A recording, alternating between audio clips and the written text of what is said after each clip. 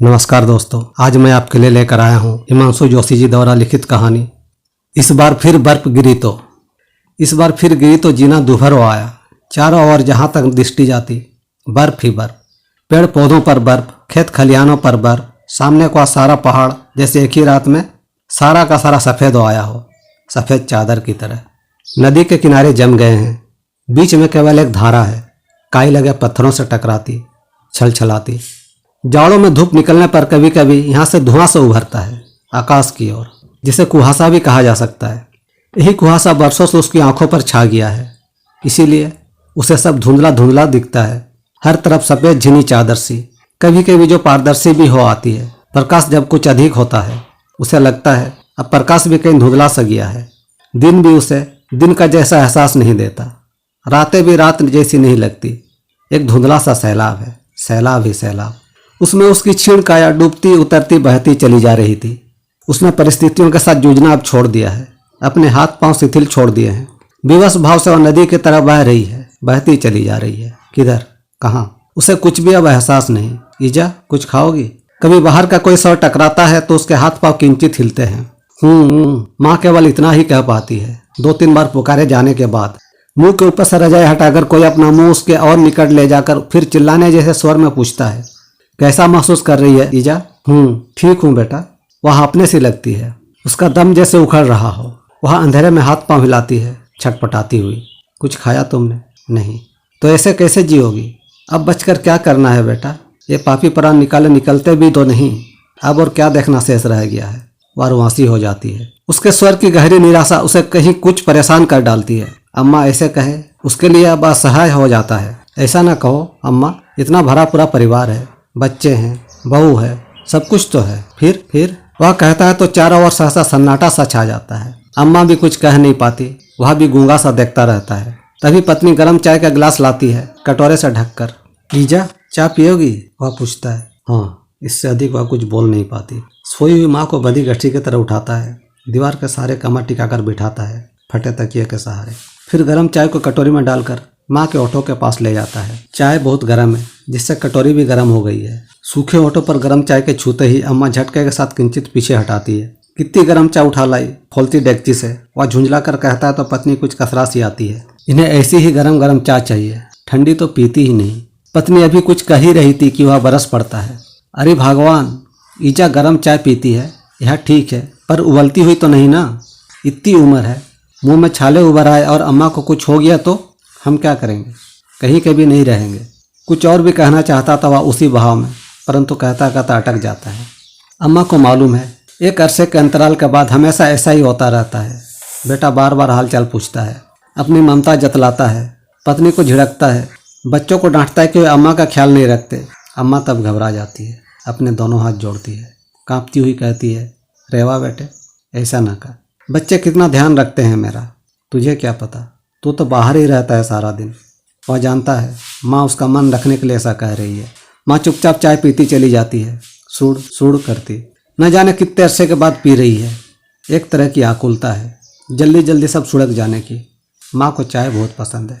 खाना ना मिले कोई बात नहीं, पर गर्म पानी कभी कभी मिलता रहे तो बूढ़ी सांस सुगम गति से चलती रहती है।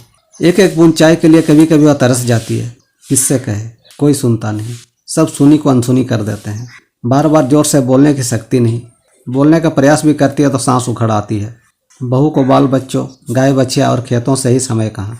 पहले जब शरीर में कुछ शक्ति थी, मरती जीती काम पर जुटी रहती थी, परंतु जब से गठियावाद का प्रकोप हुआ है अब हाथ पांव भी चल नहीं पाते। चाहने के बावजूद कुछ कर पाने में समर्थ नहीं हो पाती। तब एक तरह की विवशता का भाव घिर आता है, एक तरह की गहरी निराशा का। तब देह में रही सही ताकत भी जाती रहती है। वह अपने को और भी अधिक शक्तिहीन अनुभव करने लगती है, और भी असहाय। ईजा, कैसा अनुभव कर रही हो? वह अम्मा से पूछता है। ठीक हूँ, अब चला चली की बेला है बेटा, क्या मानना, क्या खाना रह गया है? वह कराहती हुई कहती है तो उसका दम भी बैठने लगता है। ऐसा ना कहो अम्मा, तुझे अभी बहुत जीना है।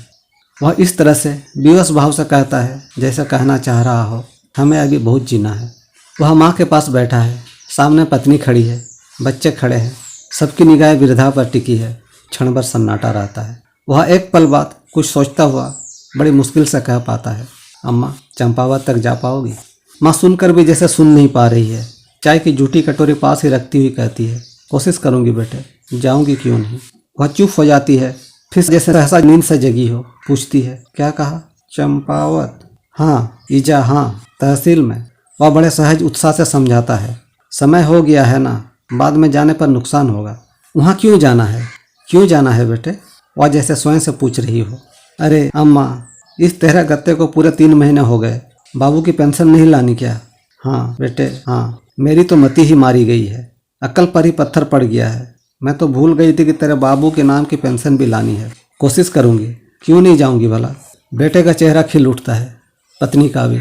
उन्हें लगता है इस अपेक्षिता का भी कोई अस्तित्व है, जिसे उन्होंने मात्र पोटली या सांस लेती गठरी मान लिया था। उसकी भी उपयोगिता है। इसी गठरी या पोटली को एक दिन उठाकर वह चंपावत की तहसील में ले जाते हैं और उसी तरह लाकर उसी अंधियारे कोने में धर देते हैं, ताकि बाद में कभी फिर उठाकर ले जाने में कठिनाई ना हो। 1-2 दिन तक देख रेख अच्छी होती है, परंतु बाद में फिर वही सिलसिला। एक दिन वृद्धा तंद्रा किसी स्थिति में जागती है। अभी जो कुछ देखा सच नहीं लग रहा उसे। बेटा बहू को डांट रहा है, बहू रो रही है, बच्चे भी रो रहे हैं, सब रो रहे हैं। वृद्धा देखती है वह मर गई है। उसे सफ़ेद कपड़े में ढककर आंगन में लिटाया है। चारों ओर लोग घेरे खड़े हैं, उदास से चेहरे लिए। रेवा का सिर उस्तुरे से घुटा हुआ है। वह कुछ तिल लिए माँ का गोदान कर रहा है। गाय खड़ी है। बेटी की ऐसी उदास आकृति उससे देखी नहीं जाती। जो कुछ आंखों के सामने घटित हो रहा है उसे सहा नहीं जाता। वह छटपटाती हुई चीखती है। बेटा दौड़ा दौड़ा आता है, बच्चे भी। क्या हुआ अम्मा, कोई बुरा सपना देखा क्या? वह पूछते हैं तो वह मात्र पसीना पहुँचने लगती है। उसकी सांस धोखनी की तरह चल रही है। वह सूखे पत्ते की तरह थर थर काँप रही है। रेवा कहता है, मैं तो घबरा गया था, कहीं अम्मा को कुछ हो तो नहीं गया। तू मर गई तो माँ, अम्मा कुछ सोचती हुई कहती है। रेवा इधर आ बेटे, मैं तो उसी दिन मर गई थी जब तुम्हारे बाबू गुजरे थे। अब तक इसलिए यह सांस चलाए रही कि तुम्हारे बच्चों का क्या होगा, पर वे अब दूध के भात हो गए हैं। अब अपने पाँव पर खड़े होने में समर्थ हो जाएंगे शायद। मैं अब चली भी जाऊँ तो दुख नहीं बेटे। अम्मा यह क्या कह रही हो? अम्मा की गर्दन लुढ़क आती है। वे भागकर वैद्य को बुलाते हैं। वैद्य नाड़ी देखता है, जांचता परखता है, कहता है, बुढ़िया को मरे तो अरसा हो गया, देख नहीं रहे हो, इसकी देह बर्फ की तरह ठंडी है। दोस्तों, अगर आपको यह कहानी पसंद आई हो तो लाइक, शेयर और कमेंट कीजिएगा, और आगे भी इसी तरह की ढेर सारी वीडियो देखने के लिए चैनल को सब्सक्राइब जरूर कीजिएगा। धन्यवाद।